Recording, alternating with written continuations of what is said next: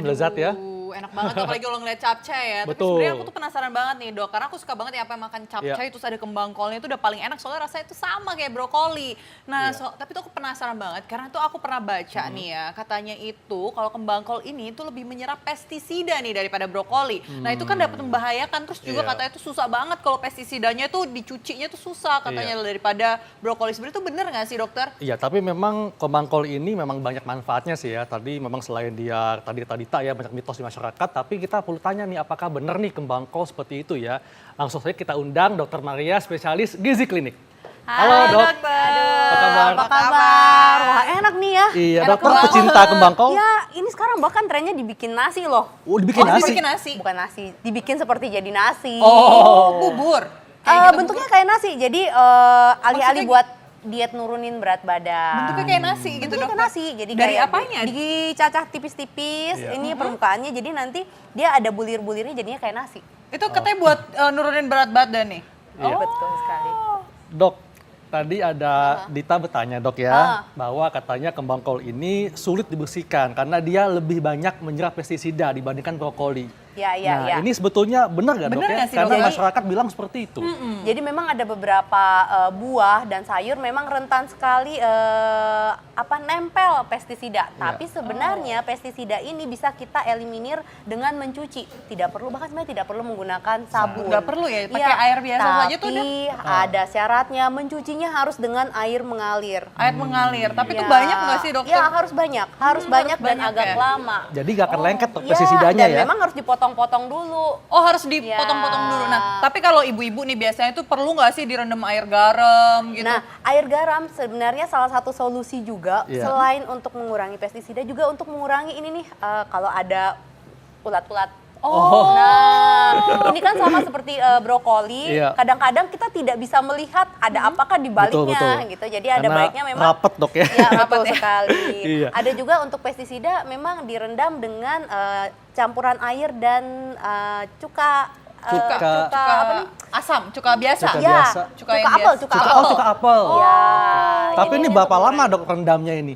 Ada yang mengatakan lebih dari sekitar 20 menit. Oh, lama juga ya. Lama juga ya. Tapi Nggak sebenarnya pilihannya kalau mau sehat ya pilihlah yang memang bebas pestisida. Setuju. Hanya memang kadang-kadang kita khawatir ya Iya. alternatifnya cuci yang agak lama, airnya harus mengalir, jangan Mengalir, cuci ya. kemudian Jangan terus dikum direndam gitu. Iya, percuma Atau aja. percuma. cuci ya. cuci kepret nggak ada. Cuci kepret itu ya enggak ya. Iya. Kemudian pemanasan juga. Jadi sebenarnya ini boleh dimakan mentah. Iya. Oh, Kalau boleh. kita yakin ini tanpa pestisida. Pemanasan juga rupanya bisa mengurangi tadi pestisida. Oh, oke. Nah, dokter ini juga kita kan ada fakta mitos nih ya, dokter. Katanya dengan mengkonsumsi kembang kol ini dapat mencegah resiko penyakit perut. Ya, Itu fakta atau ini mitos? fakta. Oh, ini fakta. Oh, kenapa, dokter? Jadi kan gini, kembang kol ini seratnya cukup tinggi. Iya. Kalau kita konsumsi sekitar 100 gram, ini aja udah berat nih Ini ya. berapa gram Jadi nih, ini Dok? udah berat. Kalau di rata-rata ini bisa sampai 300 Oh, gram berat nih, juga ya. 200 sampai 300 gram. Jadi konsumsi 100 gram mungkin sekitar sepertiganya aja. Ini sudah memenuhi 10% kebutuhan serat tubuh kita. Kita tahu serat ini bagus sekali buat pencernaan. Iya. Selain itu ada juga yang namanya ini nih, zatnya namanya kolin. Apa itu, dokter? Kolin ini rupanya dia membantu menjaga struktur sel dan Iya. juga terbukti orang-orang yang konsumsi kolinnya kurang ini lebih berisiko mengalami gangguan fungsi liver. Liver kan termasuk Hati ya. ke arah pencernaan Betul, ya. iya. Gitu. Iya. Dok, tadi kan dokter bilang mengandung tinggi serat. Tapi ada juga nih sebagian masyarakat yang agak takut makan kembang kol karena bisa bikin asam urat. Nah, ini fakta atau mitos, Ini Dok? mitos, tenang aja. Jadi dalam kembang kol tidak asam uratnya tidak setinggi ada di daging merah, di jeroan. Jadi tenang aja. Tenang aja ya, dokter ya. aman, Berarti Dok, ini ya? mitos ya, Aman, ya, dokter ya. betul Nih sekali. juga ada fakta mitos selanjutnya nih, dokter. Katanya dengan mengkonsumsi kembang kol ini dapat membantu mengurangi gangguan pernafasan. Itu fakta atau mitos, dokter? Oh, ini fakta. Ini fakta. Fakta. Oh, Jadi apa, dokter? Bisa kandungannya? jadi ada beberapa zat Iya. aktif. Kalau tadi kolin selain tinggi di Kembang kembang kol. kol juga tinggi di brokoli. Nah, ada zat aktif lagi lain namanya sulforaktan. Apa itu, dokter, Jadi gunanya? sejenis antioksidan. Rupanya si sulforaktan ini mempunyai efek ke Pernafasan. Paru-paru. Oh, itu Bonusnya ngaruh ke- juga ke bonusnya kemana nih? prostat. Prostat. Wah, Oh. jadi bagus nih bagi pertanyaan. pria dok ya, bisa menjaga kesehatan prostat. Ya, betul sekali. Karena selain itu juga mungkin dia berkolaborasi dengan Iya. si kolin tadi. Kolin itu kan menjaga struktur sel kita supaya tetap intak dan sempurna. Dok, ngomongin intak nih dok ya, ini ada juga yang berpendapat bahwa kembang kol ini bisa membantu menguatkan tulang. Nah, ini fakta atau mitos dok? Fakta dong. Fakta, apa Ya, hubungannya kembang kol sama tulang? Biasanya kan kalau misalnya Biasanya- susu sama tulang. Ya, Iya. karena Tuh. kalsium tinggi, Ah, benar ya. ini kembang kol loh, dokter. Tetapi kan tidak semata-mata tulang itu membutuhkan hanya kalsium dan vitamin D. Ada proses-proses lain Betul. yang harus bekerja sama dengan si kalsium dan vitamin D.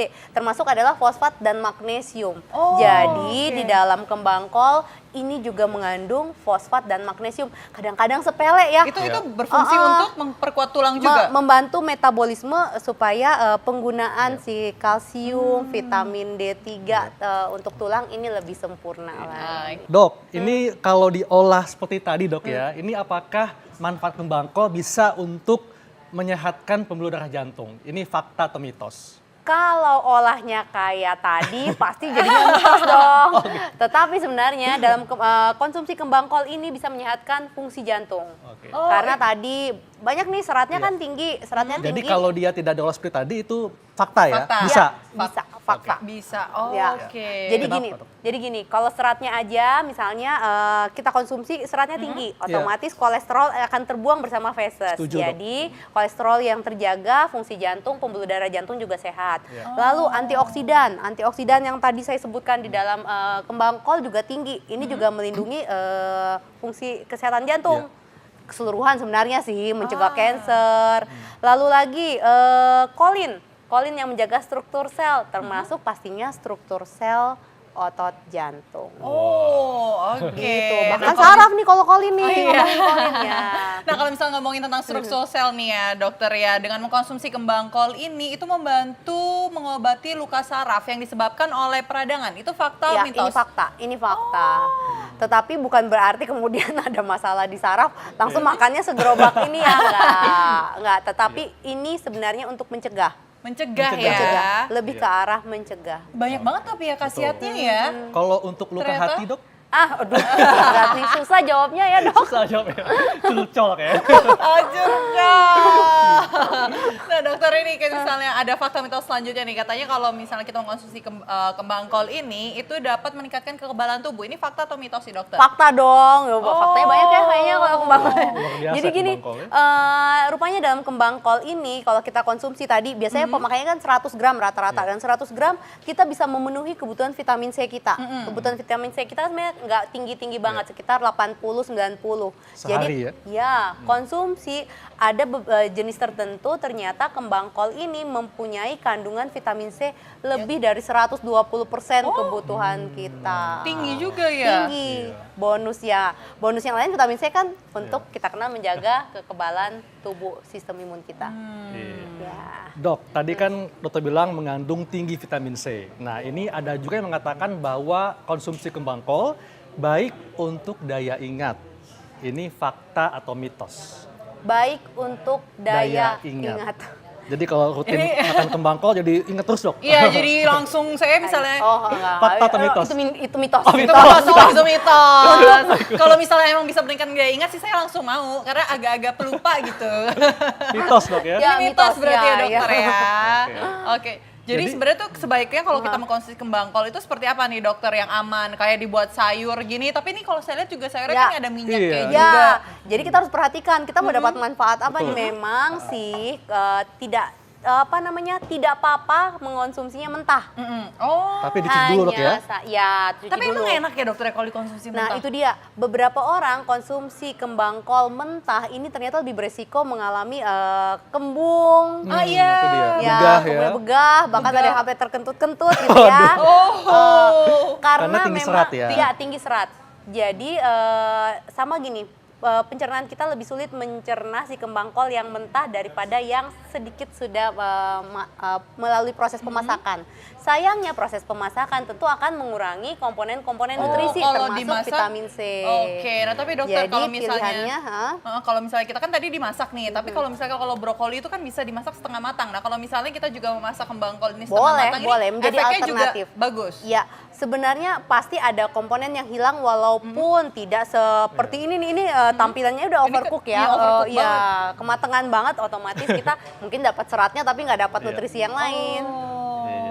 Wah, oke. jadi kembang kol ini memang manfaatnya banyak, Dok Banyak ya. sekali. Tapi oleh karena itu kita mulai saat ini memasukkan kembang kol ke dalam menu diet kita ya. Betul sekali, Iya. banyak sekali manfaat juga. Satu lagi nih, boleh ya tambahin Boleh, ya? Dok, boleh, silakan. dokter, boleh. Asam folat. Asam Wah, folat. Oh, jadi bagus untuk ibu hamil ya? Ya, ibu hamil atau yang merencanakan kehamilan. Karena dalam ini konsumsi 100 gram aja memenuhi 15 sampai 20% kebutuhan asam folat kita. wow, Wow, tinggi keren juga ya. ya, keren sekali ya. Kayak mulai saat ini kita harus makan sayuran ya. Iya, harus rajin Betul. memang makan sayur. Kenapa? Karena ini kita akan lihat nih ada tayangan ya. Berbagai macam dampak kalau kita malas makan sayuran. Wah, Ini serem dia ya. tayangannya. Dan thank Dokter, you, terima dokter. kasih ya. Terima kasih.